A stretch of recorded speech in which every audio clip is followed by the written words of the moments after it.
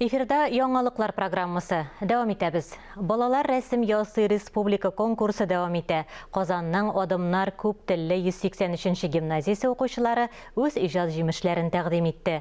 Быел конкурс 15-нче тапкыр уза.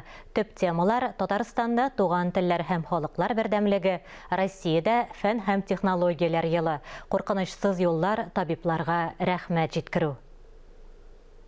Рәсем ясауга керешкәнче үз төбәкләре, үз милләт традицияләре турында фикер алыштылар. Казандагы күп телле 180-нче гимназияның 3-нче сыйныфында төрле милләт балалары укый. Күбесе рәсемнәрен туган телләренә багышлаган. Азербайджанский. Татар лезгины были. Папа вообще из Азербайджана приехал. Я рисую татарку, это потому что наш родной язык. Я люблю родной язык свой. Рисовала татарских девушек, потому что я и сама татарка, и я хочу, чтобы я не забывала свой язык.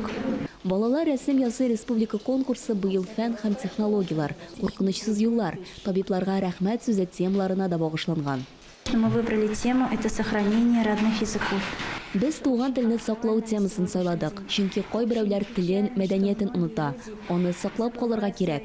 Балаларның фикерләве үзенчәлекле, хыяллары чиксез, традицияләрне үзләренчә күрәләр.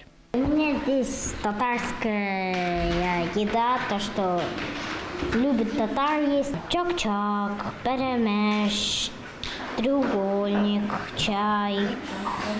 Еще один перемеш. Мы изобразили жителей в виде кошек разных национальностей, которых дружат. Я нарисовал очень большой и дружный мир. Май ахырына кадәр рәсемнәр республика шәһәрләре һәм районнары мәгариф бүлекләрендә кабул ителә. Җиңүчеләрне бүләкләү тантанасы 12 июньдә Казанда, Россия көнендә узачак. Айзилә Батырханова, Эльмира Исмәгыйлова, Татарстан яңалыклары.